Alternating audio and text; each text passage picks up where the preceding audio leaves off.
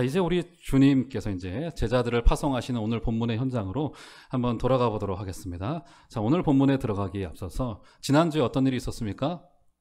주님께도 명절이었어요. 제자들을 대동하고 고향 나사렛으로 가셨습니다. 어떤 마음으로 가셨을까요? 여러분 고향 다녀오신 분들 계시죠? 어떤 마음으로 가셨습니까? 환대받고 박수받고 위로받고 격려받으려고 간 거 아니겠어요? 그런데 고향에 갔더니 보자마자 하는 말이 저 목수놈의 아들, 이런 이야기 듣고 망신당하고 돌아왔습니다. 여러분 주님의 마음이 참 얼마나 좀 아팠을까. 그 1년간의 치열했던 사역을 뒤로하고 제자들과 1년 만에 찾은 본인의 고향으로 되돌아가서 듣고 싶었던 말은 그것이 아니었을 겁니다. 그런데 거기에 멸시를 당해서 심지어는 이방 땅에서 행했던 기적과 역사를 거의 행하실 수 없어 극소수에게만 행했다, 이렇게 성경이 기록할 정도로 나사렛에서의 사역은 한마디로 실패, 이렇게 규정해도 될 정도로 사역적으로는 완전히 주님께서는 실패하고 마르셨습니다. 얼마나 마음이 좀 슬프셨을까, 그런 생각을 했어요. 그러다가 오늘 읽지 않았으나 읽은 본문의 직전에 6절로 가보시면 이렇게 이야기를 합니다. 그들이 믿지 않음을 이상히 여기셨더라. 이에 모든 촌에 두루 다니시며 가르치시더라. 여러분 저는 이 말씀을 읽는데 참 어떻게 보면 좀 주님에게 인간적인 그런 짠한 마음도 들었고 또 감동이 밀려왔어요. 그렇게 인간적으로 실망됐고 절망이었고 넘어질 수밖에 없는 상황이었는데 주님께서 어떻게 하세요? 다시 끙 소리 내고, 우리 힘들 때 일어날 때 그러시잖아요. 끙 하고 일어나셔서 자신의 사명의 길을 다시 걸어갑니다. 여러분 이것이요 굉장히 중요한 게 사명받은 자와 사명이 없는 자의 이 분리선이 바로 여기에 있어요. 사명이 없을 때 사역을 하다 보면 넘어지는 경우들이 생겨나죠. 절망이 찾아오고 인간적인 모멸이 오고, 그럴 때 거기에 주저앉게 되는 사람들 상당히 많이 있습니다. 그런데 사명이 있을 때는 그때 그런 장애와 어려움이 발생한다 하더라도 다시 어떻게 되어져요? 복음의 사명을 붙들고 주님이 나를 붙잡으실 걸 막 믿고 주님이 나와 교제하실 걸 믿고 다시 한번 힘을 내서 일어나서 그 길을 걸어가는 거라고요. 여러분 우리도 마찬가지입니다. 여러분이 저와 같은 목사의 소명과 사명은 없다 할지라도 여러분들이 그리스도인이라고 하는 그 영광스러운 존귀한 사명을 받았잖아요. 여러분 어려움이 찾아올 수 있습니다. 형통의 길도 있겠지만 꽃길도 있겠지만 박수도 있겠지만 때로는 그렇지 않은 일이 찾아와요. 그럴 때 어떻게 될까요? 주님이 나를 구원하셨다라고 하는 그리스도인이라고 하는 영광스러운 이름 붙들고 다시 한번 일어나셔서 그 길을 힘있게 발을 딛는 은혜가 있기를 주의 이름으로 축원드립니다. 절대로 세상의 목소리에 타협하지 마시고, 들리지 않을 수는 없어요. 들립니다. 우리를 찌릅니다. 그럴 때 주저앉지 마시고 다시 그 자리에서 일어나서 우리의 귓전에 천둥처럼 들려주시는 하나님의 음성 붙들고 예수님의 내가 함께 할 거야, 걱정하지 마, 이 음성 듣고 이 그리스도인의 사명의 길을 걸어가시는 은혜가 있기를 주 이름으로 축원드립니다. 자, 주님은 이렇게 이제 이 일을 위하여서 이제 12제자를 파송을 하게 되어집니다. 제가 여러분 몇 차례 언급한 대로 이 마가복음에서 주님이 12제자를 부르시고 파송하는 장면은 상당히 중요합니다. 마가복음 1장에 4명의 제자들을 부르시죠. 1차 갈릴리 사역이 시작이 되어져요. 3장에 12명의 제자를 완성시킵니다. 2차 갈릴리 사역이 시작이 되어집니다. 오늘 본문에 이제 대대적으로 12제자들을 파송시킵니다. 전국 각지로. 어떻게 될까요? 이때 3차 갈릴리 사역이 시작되어집니다.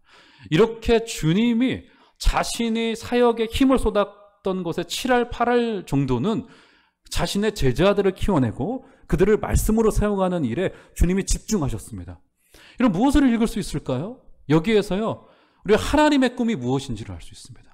마가복음 3장에 보면 주님께서 밤이 새도록 기도하세요. 하나님의 꿈을 안고 하나님의 비전을 마음에 품고 주님께서 밤새도록 기도하십니다. 그리고 하나님의 꿈을 이루기 위해서 기도한 다음 날 아침에 일어나서 했던 것이 무엇이에요? 뭡니까? 건물 세웠나요? 프로젝트 세웠나요? 계획표 작성했나요? 무엇입니까? 제자들 한 사람 한 사람 12명 세웠습니다. 하나님의 꿈이 거기에 있다는 것을 보았어요. 여러분 하나님의 꿈은요 사람에게 있습니다. 사람이 세워지고 즉 여러분들에게 있다는 거예요. 그게 여러분 한 사람 한 사람이 하나님의 말씀으로 서가고 하나님의 그 멋진 용사로 서가고 훈련받아서 낙심의 자리에서 소망을 보게 되는 것, 하나님의 꿈이 거기에 있다고요. 여러분 본인 자체가 하나님이시라고 하는 사실, 하나님의 꿈이라고 하는 사실을 기억하시고 다시 한번 여러분 자신에 대한 인식을 새롭게 하셨으면 좋겠습니다. 내가 정말 떠밀려서 온 인생도 아니고 못난 인생도 아니고 1등부터 50등 줄 세워놨는데 49번 50번째 인생이 아니라 하나님께서 사랑하셔서 그 자리로 지금까지 인도하셨고 또 얼마나 귀하면 영원한 천국으로 하나님께서 인도하려고 계획해 놓으셨겠습니까? 그런 존귀한 하나님의 꿈이 여러분들 가운데 있다라고 하는 사실을 기억하시고 존귀히 서가는 은혜가 있기를 주의 이름으로 축원드립니다. 그래서 여러분 조금 세상 말에 좀 닭살 돋는 이야기일지 모르겠지만 나는 정말 귀한 존재야. 이거를 꼭 기억하세요. 어떨지라도 누가 어떤 손가락질을 할지라도 하나님이 나를 세우셨다라고 하는 이 건강한 자존감으로 이번 한 주간도 승리하시는 은혜가 있기를 주의 이름으로 축원드립니다. 결국 예수님은 하나님의 꿈과 비전이 사람이다라고 하는 결론을 내셨어요. 자, 그래서 주님께서 그 사람을 위하여서 12제자를 파송하기 시작을 합니다. 자, 한번 볼까요? 7절로 가보시면, 자, 한번 다 같이 한번 한 소리로 읽어보면 좋겠습니다. 한 소리로 시작. 12제자를 부르사 둘씩 보내시며 더러운 귀신을 제어하는 권능을 주시고, 예, 주님께서 제자들을 파송합니다. 자, 제자들을 파송해 놓고는 제자들이 되돌아와서 사역 보고하고 있는 현장으로 한번 좀 건너뛰어가 볼까요? 자, 30절 가보시면, 6장 30절로 가보시면, 자, 다 같이 한번 주의 깊게 30절 한번 읽어보도록 하겠습니다. 시작. 사도들이 예수께 모여 자기들이 행한 것과 가르친 것을 낱낱이 고하니, 네, 여기 사역 보고를 하죠. 우리도 선교사님 오시면 가끔 선교 보고 하지 않습니까? 근데 다음 주에도 우리 교회가 우리 같이 기도하며 파송한 우리 김도희 선교사님 이제 오늘도 참석하셨는데 다음 주 오후 예배 때는 선교보고, 은혜로운 선교보고가 있을 겁니다. 많이 기대하시길 바랍니다. 사역보고를 받는 겁니다. 자, 그런데 여러분 눈썰미 빠르신 분들은 눈치채셨죠? 7절과 30절을 비교해 보면 한 가지 이상한 점이 좀 등장해요. 뭐가 있을까요? 눈치 빠르신 분들, 7절에 보면은 파송할 때 누구를 보냅니까? 12제자를 보냈죠. 자, 30절 돌아올 때는 그들을 누구라고 부릅니까? 사도들이라고 불러요. 자, 어느새 제자들이 사도들로 선교 보고할 때는 이름이 바뀌어 있는 것을 여기서 확인할 수 있습니다. 자, 같은 사람들인데 왜 이렇게 성경이 다르게 그들을 부르고 있는 걸까? 이런 점이 상당히 좀 중요합니다. 자, 여러분 일단 제자들이라고 하는 이 뜻은요, 따르는 자들이라고 하는 의미를 가지고 있습니다. 따르는 자들, 배우는 자들, 말 그대로 당시의 교육은 도제제도였잖아요. 1:1 제도, 따르는 자들이라고 하는 뜻을 가지고 있는데, 사도들이라고 하는 것은 보냄받은 자들, 파송받은 자들, 이런 뜻을 가지고 있습니다. 그렇죠? 그러니까 사도는, 제가 지금까지 사도를 지금부터 간략히 좀 설명을 해드리겠습니다. 사도라고 하는 직분은 초대교회 때 종료된 직분입니다. 왜 종료가 되어졌냐? 사도는 단회적인 직분이에요. 그래서 여러분 어디에 가서 어떤 목사가 내가 사도요 말하면 그것은 거의 이단, 지금 우리 교단에서도 거의 이단으로 규정했습니다. 왜 그렇게 이야기를 하냐면 목사라고 하는 것보다 사도라고 이야기해야지 뭔가 좀 더 권위가 있을 듯 느껴지기 때문에 쓸데없이 그런 이야기를 해요. 혹은 사도라고 이야기는 하진 않지만 나는 보통 목사들 이상이야, 이런 느낌을 주고 있는 이제 그런 게 이제 많습니다. 그래서 소위 요즘에 신사도 운동이 그러니까 새로운 사도라고 하는 뜻인데, 내가 사도요 이렇게 말하는 사람들이에요. 그런 사람들을 우리 교단에서도 몇 해 전에 거의 이단으로 규정을 했고요. 절대 여러분 그런 말이 오고 간다면 절대로 그런 공동체 따라가시면 안 됩니다. 잘못된 경우가 굉장히 많아요. 자, 사도는 단회적으로 주어진 직분인데 크게 두 가지의 일을 하도록 주어졌습니다. 첫 번째, 교회 창립. 베드로의 설교로 교회가 창립되어지죠. 목사들은 사도적인 사명을 따라서 교회를 설립해 나가는 거에 세워가는 것이고, 첫 번째 교회 창립이고요. 두 번째, 신약 성경 기록. 이것이 사도에게 주어진 목적이었어요. 이것이 완수되었기 때문에 더 이상 사도의 직분은 필요치 않는 겁니다. 사도의 권위가 필요치 않아요. 왜요? 이미 하나님의 말씀이 우리에게 주어졌기 때문에 사도의 직분은 더 이상 필요하지 않습니다. 그래서 내가 사도요 하는 사람은 그냥 이단으로 보시고 등 돌리시면 돼요. 여러분 절대로 따라가시면 안 됩니다. 자, 그러면 여기서 제자들로 파송받았던 자들이 이렇게 사도로 불림받는 이유가 어디에 있을까? 선교 보고를 할 때 말씀드렸죠. 사도의 첫 번째 임무는 교회를 창립하는 겁니다. 무슨 말이 될까요? 그들을 사도라고 부른 것에는 그들은 아직 우리가 알고 있는 어감상의 사도만큼 준비되지 않은 상황이었습니다. 이때 당시에는. 그럼에도 예수님께서 그들을 볼 때 사도로 보신 것은 무엇을 보신 거예요? 그들을 통해서 창립되어질, 세워질 교회를 주님께서 보셨기 때문에 주님은 그들이 선교 보고할 때 사도로 보신 겁니다. 무슨 말이 되어지냐면 주님께서 그 교회를 마음에 품고 아직은 연약하지만 그들을 사도라 부르고 있는 겁니다.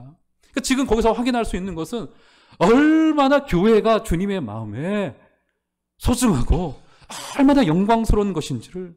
주님의 꿈은요, 교회에 있습니다. 이런 교회는요, 그래서 교회만이 고유하게 할 수 있는 일에 집중해야 돼요. 하나님의 말씀으로 세상을 치유해 나가고 구원해 나가고 믿지 않은 자들이 돌아올 꿈을 주님께서 교회를 통해서 하신다고요. 여러분 한 사람도 교회신데 주님의 꿈과 비전이 여러분 한 분의 인생 속에 담겨 있다는 사실을 기억하시고 하나님의 그 꿈에 동참해 주시는 은혜가 있기를 주의 이름으로 축원드립니다. 주님은 무엇을 보시는 거예요? 여러분 한 사람을 통해서 그 이루어질 원대한 역사를 보는 겁니다. 그것이 우리의 인생에 우리가 눈 감을 때까지 그것이 이루어지지 않을 수도 있어요. 하지만 우리가 복음을 전했던 그 한 사람, 우리가 끙끙거리며 키워냈던 우리의 자녀들, 기도로 섬겼던 교회들을 통하여 하나님이 이루어질 비전을 보신다고요. 여러분, 저는 전부 다 동의하지는 않지만 예전에 목사님들이 자기의 인생 다 버리고 가족도 버리고 교회에 헌신했잖아요. 여러분, 그것은 너무 그렇게 하는 것도 좀 부작용이 좀 있었어요. 하지만 그 마음은, 그 태도는 고귀합니다. 그들의 헌신을 통하여 하나님의 교회가 세워져 가는 거라고요. 이런 하나님의 놀라운 꿈에 동참해 주시는 은혜가 있기를 주의 이름으로 축원드립니다. 자, 그러시면서 주님께서 이제 그들을 보내시는데, 자, 보내실 때 모습이 좀 독특합니다. 자, 7절로 다시 한번 보시면 이렇게 이야기를 해요. 12제자를 부르사, 자, 어떻게 보내셨다고요? 예, 둘씩 짝지어서 보내셨다. 자, 첫 번째, 둘씩 짝지어서 보냈습니다. 자, 둘씩 보냈습니다. 자, 왜 혼자 보내면 안 되었나? 이런 생각이 좀 들어요. 여러분, 둘이라고 하는 숫자는요, 구약의 율법에 의하면 어떤 숫자죠? 증인의 수입니다. 율법에 항상 한 명의 증인 말고 두 명의 증인 최소한을 세우도록 했고요. 주님께서도 어떻게 말씀하셨죠? 너희들이 두세 사람이 내 이름으로 모여 기도한 곳에 나도 함께하고 기도응답 주겠다, 이런 말씀 하셨잖아요. 왜요? 증인의 수이기 때문에, 최소한의 공동체가 이루어지는 수이기 때문에 둘이라고 하는 숫자는 그래서 좀 의미가 있습니다.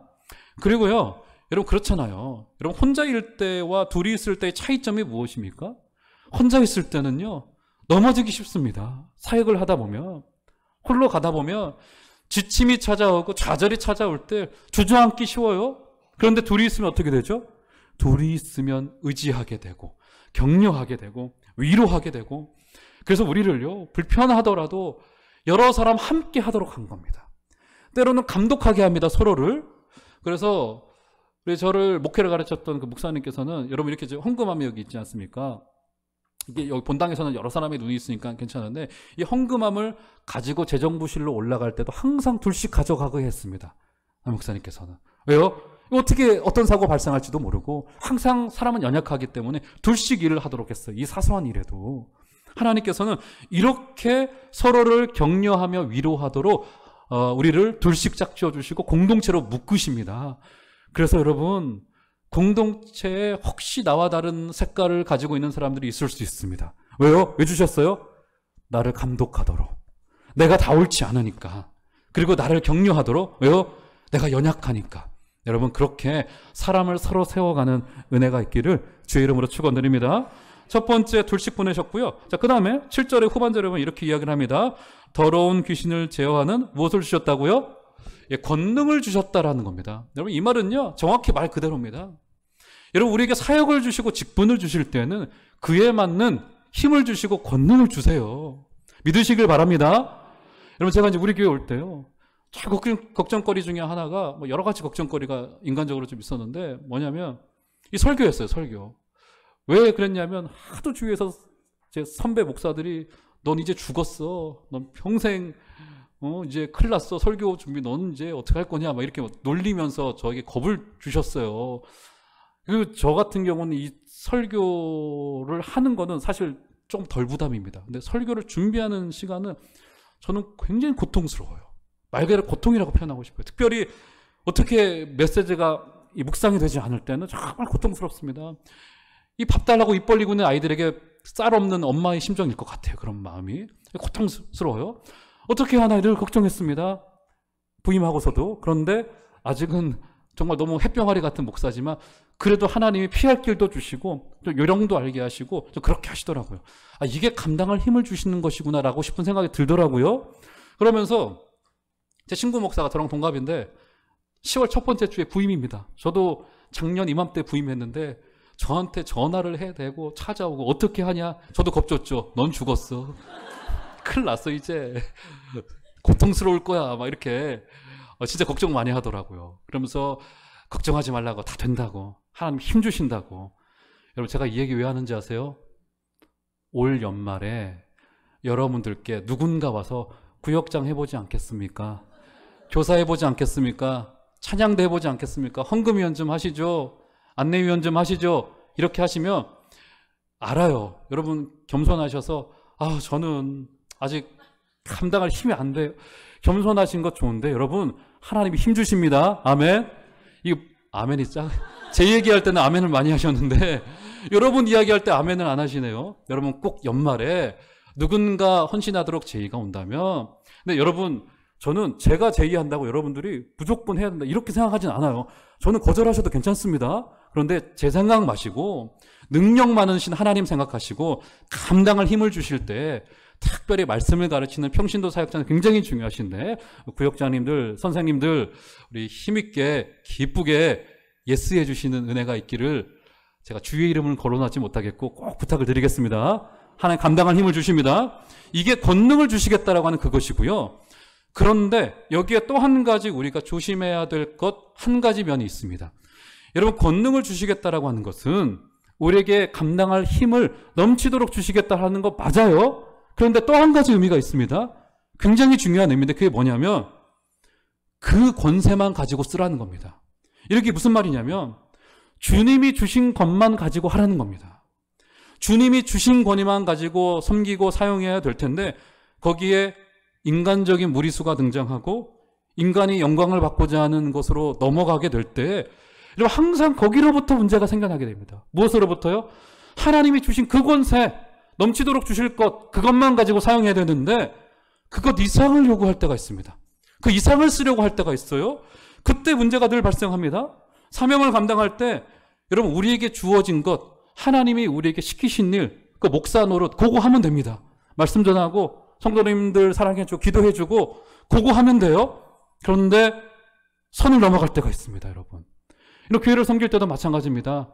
하나님이 우리에게 직분을 주셨을 때는 그 직분에 맞는 섬김을 하도록 주십니다. 여러분 꼭 믿으시길 바랍니다. 하나님이 우리에게 권능을 주셨다라고 하는 것은 힘도 주시고 능력도 주시겠다라고 하는 것이지만 그 이면에 여러분 그렇잖아요. 여러분 대사나 여러분 외교관들의 역할이 뭡니까? 통치권자가 전해주는 것을 입에다 담아서 전달하는 거잖아요. 대사라고 하는 게. 통치권자가 했던 그 말을 그대로 옮겨야 되는 거잖아요. 그런데 거기에 자기의 생각을 가미하거나 자기 해석을 가미할 때 늘 문제가 되는 거 아니겠습니까? 하물며 우주의 왕이고 지구의 왕이신 우리 하나님의 역할을 맡은 여러분 한 사람 한 사람은 주님이 주신 것만으로만 섬기시는 복된 그 겸손한 순종이 있기를 주의 이름으로 축원드립니다. 그래서 모든 직분과 섬기는 자들은 저를 포함하여 거기 안에 있는 겁니다. 저는 그 목사, 거기 안에 있는 거예요. 그 역할, 장로님들, 권사님들, 우리 안수 집사님들, 집사님들, 교사님들, 성가대원들 거기 안에 있는 겁니다. 여러분 그 권능, 그 권사만 가지고 섬기시는 은혜가 있기를 꼭 부탁드립니다. 자 그러면서요 주님께서 그러시면서 특이한 명령을 한 가지 좀 주세요. 자 8절과 9절로 가보시면 자 이렇게 이야기를 합니다. 8절 9절 자 다같이 한번 두 절 말씀 한번 읽어보도록 하겠습니다. 시작. 명하시되 여행을 위하여 지팡이 외에는 양식이나 배낭이나 전대의 돈이나 아무것도 가지지 말며 신만 신고 두벌옷도 입지 말라 하시고 자 굉장히 특이한 명령을 주십니다. 어떤 명령을 주세요? 지금 여기에 지팡이와 신 한 켤레와 그리고 옷 한 벌만 가지고 가라. 이렇게 지금 주님께서 명령하셨어요. 자, 이게 도대체 어떤 의미일까? 진짜로 문자 그대로 옷 두 벌 가지고 가면 안 되는 건가요? 자, 신 두 켤레 가지면 안 된다. 이 말씀 하시는 걸까요? 자, 이게 어떤 의미일까를 좀 알기 위해서는 당시에 이스라엘의 지형을 좀 잘 알고 있어야 됩니다. 당시에 이스라엘의 지형은요, 고도가 높고 굉장히 험했습니다. 그래서 젊은 사람이라 할지라도, 여러분 제가 이제 북한산에 가까워서 북한산에 좀 가끔 가는데 거기 가면 어르신들 다 이제 지팡이 이렇게 짚고 올라가시더라고요. 그 등산용 지팡이. 이게 젊은 사람들한테도 등산할 때 필요한 거 아니겠어요? 그런데 이스라엘은 평지의 길을 갈 때도 꼭 지팡이가 거의 필요했습니다. 먼 여행길을 갈 때에도요. 왜냐하면 어떻게 험한 지형이 나올지를 몰라요. 반드시 지팡이가 필요했습니다. 지팡이는 먼 여행길을 가는 자들에게 최소한으로 필요했던 것이고요. 그래서 튼튼한 신발이 필요했고요. 옷이 필요했습니다. 그러니까 지팡이, 신 한 켤레, 옷 한 벌은 여행객이 가질 수 있는 무엇이요? 최소한의 것. 최소한의 것이었어요. 그것을 의미하는 것이 8절과 9절의 내용입니다. 무슨 말이냐면요.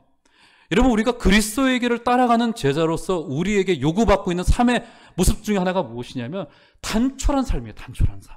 단촐한 삶. 왜요? 여러분, 하나님께서 우리의 인생 속에 중대한 결정을 내리게 하실 때 여러분, 우리 가운데 무엇인가 이렇게 치렁치렁 달려있으면은 결정이 어려워집니다. 지방에 땅도 있어. 몇 평 있어. 애들도 줄줄이 나눴어. 애들 줄줄이 나누는 건 전데 애들 줄줄이 나눴어. 통장도 많아요. 보험도 여러 개 들어놨어요. 증권도 이것저것에 흩어놨어요. 이러다 보면 어떻게 됩니까? 결정을 하지 못해요. 제가 직전교회에 우리 부목사님들 동료들이 있었는데 한 부목사들이 한 50명 됐는데요. 그중에 사모님들이 일하는 목사님들이 한 10분 정도 됐어요. 그 10분 중에 한 두세 분 정도는 사모님이 굉장히 좋은 직장을 다녔습니다. 목사 월급보다 한 3-4배 많았어요. 그중에 여기 성신여대 교수도 있었고 치과 의사도 있었고 대기업 임원도 계셨어요. 그분들의 삶을 보니까 목사들이 결정을 못해요. 그리고 사모님이 일산으로 이사 가면 같이 가야 되고 이런 일이 발생하더라고요. 거기에 매여 있습니다. 왜요? 변수가 많다 보니까 그걸 놓지를 못하는 겁니다. 놓지를 못해요. 사랑하는 여러분, 우리가 그리스도의 길을 갈 때도 마찬가지입니다. 우리에게 변하지 않는 고정수는, 상수는 오로지 하나님 한 분이심을 믿으시길 바랍니다. 여러분이 가지고 있는 통장의 동그라미 수 언제 줄어들지 몰라요. 하나님의 콧바람 한 번 불면 어떻게 될지 모르고요. 우리에게 변하지 않을 분은 오직 하나님 분이시라고 하는 사실을 기억하시고 그분께 꼭 붙들려 있는 은혜가 있기를 주의 이름으로 축원드립니다. 그래서 우리의 삶을 단촐하게, 그래서 때로는요 여러분, 우리 부부 사이도 오해하지 말고 들으세요. 너무 부부금실이 좋으면 하나님 사랑하는데 좀 방해가 돼. 제가 보니까 막 교회에서 손잡고 다니시는 분도 계시고 지금 그런 분들 계세요. 조금 적절히 사랑하시는 은혜가 있기를 바랍니다. 그래서 하나님을 최고로 사랑할 수 있습니다. 여러분, 때로는 남편이 가끔 속삭이셔야 돼요. 일부러 그러시면 안 되지만 그럴 때 내가 하나님만을 사랑하라고 하는 하나님의 사인이구나 라고 하는 사실을 기억하셔요. 그래서 오로지 어떤 것이든, 그래서 우리 남자들 그렇잖아요. 취미도 막 다양하지 않습니까? 자전거 사랑했다가 카메라 사랑했다가 축구 사랑했다가 족구 사랑했다가 뭐 이렇게쯤 되는데 오로지 이 변하지 않을 것은 하나님뿐이시라는 것을 믿으시고 변수들을 자꾸 줄여나가는 것, 이것이 영성이에요. 이런 귀한 은혜가 있기를 주의 이름으로 축원드립니다. 그러면서 오늘 말씀의 마지막을 당부하세요. 자, 11절로 가보시면 이렇게 이야기를 합니다. 나같이 한번 11절 한 소리로 크게 한번 읽어보겠습니다. 시작. 어느 곳에서든지 너희를 영접하지 아니하고 너희 말을 듣지도 아니하거든 거기서 나갈 때 발 아래 먼지를 떨어버려 그들에게 증거를 삼으라 하시니. 자, 좀 냉정하게 보입니다. 주님께서 어떻게 말씀하세요? 복음을 전했는데 너희들을 반대하면 발에 먼지 떨어버려라. 이렇게 지금 하는 거예요. 이렇게 발에 먼지 떨어버려라.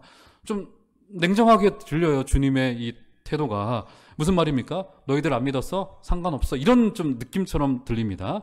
자, 그런 것도 맞긴 한데 이것은 당시에 유대인들의 관습이었습니다. 어떤 관습이었냐면 이방인의 땅을 오랫동안 여행하고 유대인의 접경으로 넘어올 때 혹은 집안에 들어올 때 그들은 발에 먼지를 털었습니다. 그 의미는 우리 유대인들은 이방인과 같지 않다라고 라고 하는 표시로서 이 발에 먼지를 터는 행위를 했어요. 자, 주님께서 그 유대인의 관습에 빗대어서 복음을 듣지 않는 자들이 있다면 등 돌리고 발에 먼지를 털어버려라, 이 말씀하고 있는 거예요. 무슨 말일까요? 복음을 듣지 않는 자들이야말로 진짜 이방인들이다, 이 이야기하고 있는 거고요.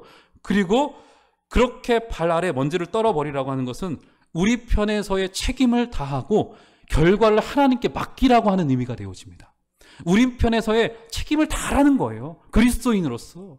사랑하는 여러분, 이번 명절에 믿지 않은 친지들도 많이 만나셨을 텐데 여러분 어떠셨나요? 여러분의 영적인 책임을 다하셨나요? 그리고 우리의 자녀들에게, 그들에게 말씀을 교육할 1차의 책임이 우리 부모님들께 있습니다. 여러분 다 하셨습니까?